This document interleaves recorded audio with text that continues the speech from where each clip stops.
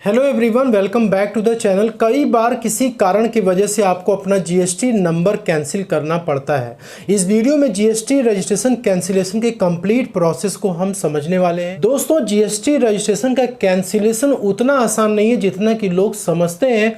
तो आज के वीडियो में कंप्लीट प्रोसेस हम देखने वाले हैं। तो जीएसटी नंबर कैंसिल करने से पहले आपको क्या करना है और जीएसटी नंबर कैंसिल होने के बाद आपको क्या करना है। वीडियो में आगे बढ़ने से पहले आप सबसे रिक्वेस्ट है कि यदि आप चैनल पे पहली बार आए हैं तो प्लीज़ आप इसे सब्सक्राइब कर लें, बेल आइकन को प्रेस करें, जिससे कि आपको आगे वीडियो की नोटिफिकेशन आप तक पहुंच सके। जीएसटी रजिस्ट्रेशन कैंसिल करने से पहले कुछ स्टेप्स आपको ये ध्यान में रखने हैं और ये स्टेप्स आपको पूरा करने हैं। तो सबसे पहला जो पॉइंट आपको ध्यान में रखना है कि आपको अपनी जितनी भी पेंडिंग रिटर्न्स हैं, file all pending return. GST portal पे जब आप लॉगिन करेंगे तो आपका यहाँ पे जीएसटीआर 1 और जीएसटीआर 3 भी, ये दो रिटर्न्स आपके डैशबोर्ड पे दिख जाते हैं। यहाँ पे यदि आपका कोई भी पहले का रिटर्न पेंडिंग है, यहाँ पे आपको शो करेगा। यहाँ पे देखिए अभी फाइल्ड हो चुका है इसलिए फाइल्ड दिखा रहा है, लेकिन आपके केस में यदि कोई भी पेंडिंग रिटर्न्स हैं जीएसटीआर 1 या जीएसटीआर 3 भी, तो सबसे पहले आपको उसे फाइल करना जरूरी है। और नेक्स्ट है पे ऑल आउटस्टैंडिंग टैक्स लायबिलिटीज। आपके पहले की जीएसटीआर 1 या जीएसटीआर 3 भी है जिसपे कि टैक्स आपका बन रहा था। जीएसटीआर 1 में आपने सेल्स रिपोर्ट की है, उसका टैक्स लायबिलिटी जीएसटीआर 3 भी में आपको रिटर्न फाइल करते समय आपको पे करना पड़ता है। ठीक है, तो यदि आपकी पहले की कोई भी टैक्स लायबिलिटीज है जो आउटस्टैंडिंग है जीएसटीआर 3B की, तो उसे आपको पहले क्लियर करना है। यदि आपकी पहले की कोई भी टैक्स लायबिलिटीज होगी तो वो तो आपको पे करना ही होगा। इसके बाद जो लेट फीस आपके ऊपर लगेगी रिटर्न्स को फाइल करने की, वो भी आपको पे करना होगा। इसके बाद थर्ड पॉइंट है provide stocks and tax liability details. GST registration cancel करने से पहले आपको अपने स्टॉक्स में देख लेना है कि क्या क्या स्टॉक आपके पास पड़ा हुआ है। ठीक है, आपके स्टॉक्स में जो भी रॉ मटेरियल्स हैं, फिनिश्ड गुड्स हैं, उसका एक कैलकुलेशन पूरा प्रॉपर आपको कर लेना है, क्योंकि उसकी जो आईटीसी आपने पहले क्लेम कर ली है उसको अब आपको जीएसटी रजिस्ट्रेशन कैंसिल करते समय आपको रिवर्स करना पड़ता है। ठीक है, तो वो कैलकुलेशन आपको करना है। इसके बाद दूसरा होता है कैपिटल गुड्स। अब कैपिटल गुड्स का मतलब होता है कोई फिक्स्ड एसेट्स जो आपने बिजनेस को स्टार्ट करते समय आपने खरीदा था। तो फिक्स्ड एसेट्स के केस में ऐसा है कि यदि 5 साल के अंदर आप किसी भी प्रकार का इसमें सेलिंग करते हैं या फिर इसको ट्रांसफ़र करते हैं या फिर आप इसको लेट सपोज कि किसी को आप डोनेट कर देते हैं या फिर आप कोई भी डिस्ट्रॉय कर देते हैं फिक्स्ड एसेट्स को, तो इन केसेस में आपको फिक्स्ड एसेट्स पे जो आईटीसी आपने पहले ले रखी है उसको आपको रिवर्स करना पड़ता है जीएसटी रूल के अनुसार। तो आपको कैपिटल गुड्स यानी कि फिक्स्ड एसेट्स का कैलकुलेशन कर लेना है। इसके बाद नेक्स्ट है reason for cancellation. GST registration को कैंसिल करने का प्रॉपर रीज़न भी आपके पास होना चाहिए। अब जैसे कि जो व्यक्ति है प्रोप्राइटर, उसकी डेथ हो जाती है या बिजनेस डिसकंटिन्यू हो जाता है, बिजनेस ट्रांसफ़र हो जाता है, अमलगमेट हो जाता है, बिजनेस का मर्जर हो जाता है, बहुत सारे रीजन होते हैं जिसकी वजह से जीएसटी रजिस्ट्रेशन का कैंसिलेशन होता है। आपके केस में क्या रीज़न अप्लाई है वो आपको पता होना चाहिए और उसकी डेट भी आपको मालूम होनी चाहिए, क्योंकि जिस डेट को आपने बिजनेस को बंद किया है उसके 30 दिन के अंदर आपको जीएसटी रजिस्ट्रेशन का कैंसिलेशन एप्लीकेशन देना पड़ता है। तो वो चीज़ आपको पहले क्लियर कर लेनी है। इसके बाद नेक्स्ट है GSTIN update in case of business transfer. यदि आपका बिजनेस ट्रांसफ़र हो चुका है तो जो न्यू एंटिटी है जिसको आपने ट्रांसफ़र किया उसका जीएसटीआईएन अपडेट करना पड़ता है जीएसटी रजिस्ट्रेशन कैंसिलेशन की एप्लीकेशन के टाइम पे। इसके बाद नेक्स्ट है टाइमली सबमिशन। तो टाइम 30 डेज़ का है, आपको 30 डेज़ के अंदर इसे अप्लाई करना जरूरी होता है। और इसका जो कैंसिलेशन का ऑर्डर होता है उसके लिए कोई भी पर्टिकुलर टाइम पीरियड नहीं है। कई बार जो है 15 दिन के अंदर भी आ जाता है, कई बार 1 महीना भी लग जाता है। तो आपको उस टाइम तक वेट करना है, उसके बाद का जो प्रोसेस है उसे भी आपको करना है। तो ये तो हो गया जीएसटी रजिस्ट्रेशन को कैंसिल करने से पहले आपको ये सारे स्टेप्स अपने कंप्लीट कर लेने हैं। अब ये सारे स्टेप्स को पूरा करने के बाद जीएसटी रजिस्ट्रेशन लोग अप्लाई कर देते हैं, उनका रजिस्ट्रेशन ऑर्डर अब आ जाता है, लेकिन उसके बाद भी लोग क्या होता है रिलैक्स हो जाते हैं, क्योंकि उनको लगता है कि अब हमारा कैंसिलेशन का ऑर्डर आ चुका है तो हमारी जीएसटी पूरी तरीके से कैंसिल हो चुकी है। तो यहाँ पे क्या है कि जीएसटी नंबर कैंसिल होने के बाद आपको कुछ फॉर्मेलिटी करनी पड़ती, वो इस प्रकार से है कि यदि आपके ऊपर GSTR 9 एप्लीकेबल है तो आपको GSTR 9 भी GST कैंसिलेशन के बाद सबमिट करनी है। तो GSTR 9 की ड्यू डेट आपको पता है कि जो फाइनेंशियल ईयर में आपकी सेल हो रखी है उसके नेक्स्ट फाइनेंशियल ईयर के 31 दिसंबर तक आपको अपना GSTR 9 सबमिट करना पड़ता है। तो आपको वो सबमिट करना है फाइनेंशियल ईयर खत्म होने के बाद। इसके बाद यदि आपके ऊपर GSTR 9 अप्लाई नहीं होता है तो उस केस में आपको GSTR 10 फाइल करना मैंडेटरी है। GSTR 10 आपका एक फाइनल रिटर्न होता है। पॉइंट नंबर 3 काफ़ी इंपॉर्टेंट है। GST रजिस्ट्रेशन कैंसिलेशन के टाइम पे लोग क्या करते हैं कि स्टॉक्स यानी जो उनके पास इनपुट क्रेडिट है, इनपुट के तौर पे जो उनका फिनिश्ड गुड्स है, सेमी फिनिश्ड गुड्स है, रॉ मटेरियल्स है या फिर फिक्स्ड एसेट्स है, उसको वो रजिस्ट्रेशन कैंसिलेशन के समय फिलअप नहीं करते हैं।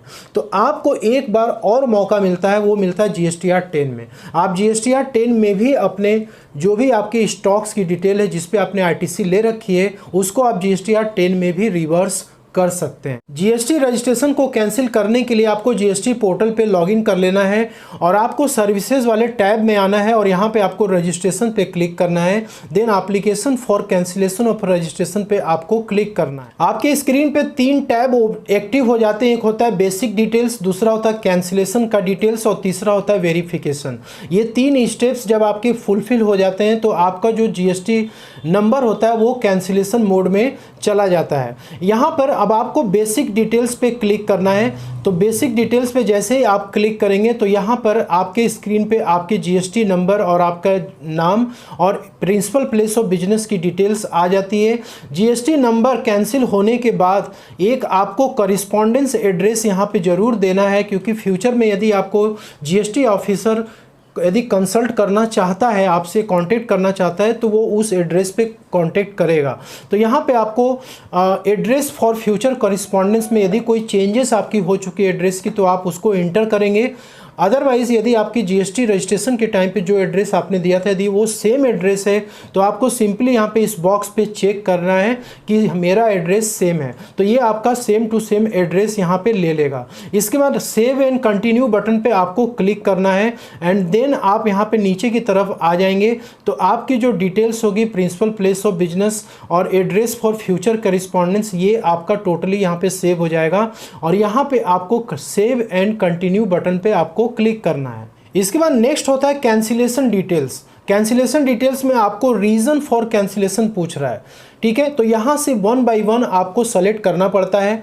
Date from which registration is to be cancelled, बहुत ही इंपॉर्टेंट है कि किस डेट से आपका रजिस्ट्रेशन कैंसिल होना चाहिए ये आपको मेंशन करना है। तो आपका बिजनेस जिस डेट को कैंसिल हुआ है, जिस डेट को आपका बिजनेस बंद हुआ है, जिस डेट को प्रोप्राइटर की डेथ हुई है या कोई और अदर रीज़न है, तो उस डेट से लेकर 30 डेज़ के अंदर आपको ये अप्लाई करना होता है। तो यदि आप सेम डे को डिसकंटिन्यू कर रहे हैं बिजनेस तो आप सेम डे यहाँ पे डाल सकते हैं या फिर कोई और अदर डेट होगी तो आप डाल सकते हैं, लेकिन 30 दिन के अंदर होना चाहिए। इसके बाद आपको यहाँ पे सेव एंड कंटिन्यू बटन पे आपको क्लिक करना है। रीजंस फॉर कैंसिलेशन में काफ़ी सारे रीज़न हो सकते हैं, जैसे कि change in the constitution of business leading to change in PAN. यदि आपका पैन चेंज हो गया जिसकी वजह से कि बिजनेस का कॉन्स्टिट्यूशन भी चेंज हो चुका है तो ये पहला वाला ऑप्शन है। दूसरा है cease to be liable to pay tax. आपके बिजनेस का जो टर्नओवर है गुड्स के केस में 40 लाख के नीचे चला गया है या सर्विस के केस में 20 लाख के नीचे चला गया तो आपको टैक्स तो पे करना नहीं है अब GSTR 3B में। तो ऐसे केस में भी आप इसको सेलेक्ट कर सकते हैं कि भाई जब हमारा टर्नओवर उतना हाई नहीं है तो हम टैक्स क्यों पे करने जाएं।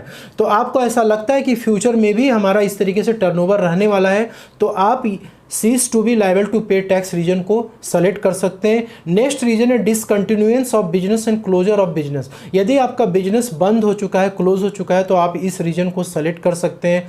Transfer of business on account of amalgamation, merger, demerger, sale, leased और अदरवाइज। तो इसमें भी बिजनेस ट्रांसफर हो रहा है तो ये आपको सेलेक्ट करना है यदि ऐसा कुछ केस है तो। डेथ ऑफ सोल प्रोप्राइटर, यदि जो जिस व्यक्ति के नाम से रजिस्ट्रेशन है जो बिजनेस चला रहा है यदि उसकी डेथ हो जाती है तो भी आप इस रीजन को सेलेक्ट कर सकते हैं। यदि आपका इसमें से कोई भी रीजन नहीं है तो आप अदर्स पे सेलेक्ट करके अपने GST नंबर को कैंसिलेशन कर सकते हैं। तो सबसे पहला जो रीजन है change in the constitution of business, यहाँ पे आपको date from which registration is to be cancel, वो डेट आपको यहाँ पे एंटर करनी है।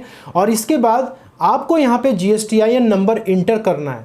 मतलब कि यदि कॉन्स्टिट्यूशन ऑफ बिजनेस चेंज हो चुका है और उसका पैन नंबर चेंज हो चुका है तो वो एंटिटी दूसरी होगी, उस एंटिटी का यहाँ पे GSTIN नंबर इंटर करना है। देन आपको सेव एंड कंटिन्यू बटन पे क्लिक करना है। यदि आपका ये रीज़न है कि हमें टैक्स का पेमेंट नहीं करना है, हमारी टर्नओवर 40 लाख 20 लाख के नीचे है, तो ऐसे केस में cease to be liable to pay tax पे क्लिक करेंगे एंड देन आपको यहाँ पे रजिस्ट्रेशन की कैंसिलेशन की डेट आपको यहाँ पे इंटर करनी है कि किस डेट से आप रजिस्ट्रेशन यहाँ पे कैंसिल करवा रहे हैं, वो डेट आपको इंटर करनी है। And then most important point जो हमने अभी कुछ देर पहले डिस्कस करा था कि आपको GST रजिस्ट्रेशन कैंसिल करने से पहले आपका कैलकुलेशन कर लेना चाहिए। तो कैलकुलेशन में आपके जो भी स्टॉक्स में गुड्स पड़े हुए हैं, चाहे फिनिश्ड गुड्स हो, सेमी फिनिश्ड गुड्स हो, कैपिटल गुड्स हो, जो भी आपकी स्टॉक, तो उसकी वैल्यू आपको यहाँ पे इंटर करनी है। तो यदि कुछ इनपुट्स आपके पास है तो उसकी वैल्यू आप यहाँ पे इंटर करेंगे। इसके बाद सेमी फिनिश्ड गुड्स की वैल्यू, फिनिश्ड गुड्स की वैल्यू, यदि कोई प्लांट एंड मशीनरी या फिर कोई भी फिक्स एसेट्स आपका है तो उसकी वैल्यू आपको इंटर करनी है, जिसपे कि आपने ITC पहले ले रखा है। अब ये जो वैल्यू आपने इंटर किया है इसकी GST आपको यहाँ पे इंटर करनी है। यहाँ पे लिखा है इनपुट टैक्स क्रेडिट और oblique tax payable whichever is higher, ठीक है। तो आप दोनों में से जो ज़्यादा है वो आपको यहाँ पे इंटर करना है। तो यहाँ पे CGST, IGST और SGST का अमाउंट आपको यहाँ पे 1 by 1 करके सभी में फिलअप करना है। ऊपर स्टॉक्स की और फिक्स्ड एसेट्स की जो भी डिटेल्स आपने अपडेट करी है टैक्स की, जो कि आपको रिवर्स करना है, तो आपको पहले से कैलकुलेशन कर लेना है। यदि आपके इनपुट टैक्स क्रेडिट लेजर में यानी कि इलेक्ट्रॉनिक क्रेडिट लेजर में यदि अमाउंट कम आ रहा है तो उस केस में आपको पेमेंट करना पड़ेगा। तो आपको सबसे पहले तो पेमेंट कर देना है। तो पेमेंट करेंगे तो आपके इलेक्ट्रॉनिक कैश लेजर में अमाउंट अपडेट हो जाएगा, CGST, IGST और SGST का अमाउंट। एंड देन आपका इलेक्ट्रॉनिक क्रेडिट लेजर में जो बैलेंस यहाँ पे पड़ा रहेगा, ठीक है। तो ये दोनों ही आपका यहाँ पे अपडेट हो जाना चाहिए। अपडेट होने के बाद आप जब सेव एंड कंटिन्यू पे करेंगे तो ये ऑटोमेटिक सेट ऑफ कर लेगा और आपकी लायबिलिटी को एडजस्ट कर देगा, रिवर्सल आपका हो जाएगा। नेक्स्ट रीजन है डिसकंटिन्यूएंस ऑफ बिजनेस और क्लोजर ऑफ बिजनेस। यदि आपका बिजनेस बंद हो चुका है, क्लोज हो चुका है, तो ऐसे केस में भी आप GST को कैंसिल कर सकते हैं। यहाँ पे आपको डेट डालना है रजिस्ट्रेशन कैंसिलेशन का एंड देन आपको यहाँ पे जैसे स्टॉक्स की डिटेल्स आपने ऊपर में देखी थी उसी तरीके से आपको सारी डिटेल्स यहाँ पे स्टॉक्स की वैल्यू आपको यहाँ पे इंटर करनी है। उसका जो भी टैक्स अमाउंट है वो आपको यहाँ पे इंटर करना है, जो कि आपको रिवर्स करना है, ठीक है। तो यहाँ पे जो आपका फिक्स्ड एसेट्स है, जैसे मैंने बताया था कि आपने उसे किसी को ट्रांसफ़र कर दिया, कहीं सेल हो गई है या फिर आपने उसको डिस्ट्रॉय कर दिया है या फिर आपने कुछ भी किया है, उसकी ITC आपको रिवर्स करनी पड़ेगी। यदि 5 साल के अंदर आपका ये इंसिडेंट हो रहा है, बिजनेस आपका डिसकंटिन्यू हो रहा है या आप इसको बंद कर रहे हैं, तो 5 साल के भीतर आपको फिक्स एसेट्स के केस में ITC को रिवर्स करना पड़ता है। इसके बाद नीचे आपकी जो पेमेंट वाली डिटेल्स होगी वो सेम टू सेम जैसे ऊपर मैंने बताया था वैसे ही यहाँ पे फुलफिल होगा और यहाँ पे सेव एंड कंटिन्यू बटन पे आपको क्लिक कर देना एंड देन आपको नेक्स्ट है अदर्स। अब यदि आपके केस में ऊपर का कोई भी अप्लाई नहीं होता रीज़न तो आप अदर्स पे क्लिक कर सकते हैं, लेकिन आपको यहाँ पे स्पेसिफाई करना पड़ेगा कि क्या रीज़न है। इसके बाद डेट आपको इंटर करना है। देन अगेन आपको स्टॉक्स की डिटेल्स जैसे ऊपर मैंने आपको बताया था सेम टू सेम आपको यहाँ पे डिटेल्स फिलअप करनी है और टैक्स का पेमेंट यहाँ पे आपको सेट ऑफ कराना है, ठीक है। और इसके बाद आपको सेव एंड कंटिन्यू बटन पे आपको क्लिक करना है। यदि बिजनेस का मर्जर हो चुका है या फिर ट्रांसफ़र हो चुका है, ठीक है, अमलगमेशन हो चुका है, तो ऐसे केस में भी यहाँ पर डेट इंटर करना है और यहाँ पे जो इंस्टीट्यूशंस है जो कि मर्ज हो रही है या फिर ट्रांसफरी कंपनी है, ठीक है, उसका यहाँ पे GSTIN नंबर इंटर करना है न्यू एंटिटी का and then save and continue button पे क्लिक करना है, ठीक है। इसके बाद आपका ये सारी डिटेल्स होने के बाद यहाँ पे वेरिफिकेशन वाला टैब आपका एक्टिव हो जाता है। यहाँ पे आपको ये बॉक्स चेक करना है, नेम ऑफ ऑथोराइज सिग्नेटरी यहाँ पे आपको सेलेक्ट कर लेना है, ठीक है, और यहाँ पे प्लेस आपको इंटर करना है एंड देन आपको 2 ऑप्शन मिलता है। DSC के थ्रू आप इसको सबमिट कर सकते हैं या फिर आप EVC यानी इलेक्ट्रॉनिक वेरिफिकेशन कोड के थ्रू सबमिट कर सकते हैं। यदि आप EVC के थ्रू यदि आप सेलेक्ट करेंगे तो आपके मोबाइल नंबर पे एक OTP जाएगा जो आपको इंटर करना पड़ेगा। तो यहाँ पे दोनों आपके एक्टिव हो जाएंगे डिटेल्स, ठीक है, और यहाँ पे आपको OTP इंटर करने के बाद आपको वैलिडेट OTP पे आपको क्लिक करना है। तो ये जो आपका एप्लीकेशन ये सक्सेसफुली सबमिट हो जाएगा और आपको 15 मिनट के अंदर इसका एक्नॉलेजमेंट भी मिल जाएगा। जीएसटी रजिस्ट्रेशन को कैंसिल करने के लिए जो एप्लीकेशन आपने सबमिट किया है, यदि उसका आपको स्टेटस चेक करना कुछ समय के बाद, आप सिंपली सर्विसेज वाले टैब में आएंगे, रजिस्ट्रेशन पे जाना है, देन आपको ट्रैक एप्लीकेशन स्टेटस पे क्लिक करना है।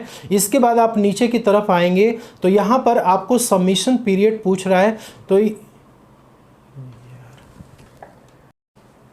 इसके बाद यहाँ पे सबमिशन पीरियड यानी कि आपने कब इस फॉर्म को सबमिट किया था, तो वो पीरियड आप सेलेक्ट कर सकते हैं, या फिर आपको एक्नॉलेजमेंट जब रिसीव होता है मेल पे तो उसमें ARN मेंशन होता है, वो ARN भी इंटर करके आप सर्च करेंगे तो आपका ये एप्लीकेशन स्टेटस ये बता देगा। ठीक है, कुछ इस तरीके से आपका ये एप्लीकेशन स्टेटस दिखेगा और यहाँ पे स्टेटस पेंडिंग फॉर प्रोसेसिंग लिख करके आता है, क्योंकि ये तुरंत प्रोसेस नहीं होता है, कुछ टाइम लगता है, कई बार 1 महीना 2 महीना 3 महीना भी लग जाता है, कुछ लोगों का जो जल्दी भी प्रोसेस हो जाता है।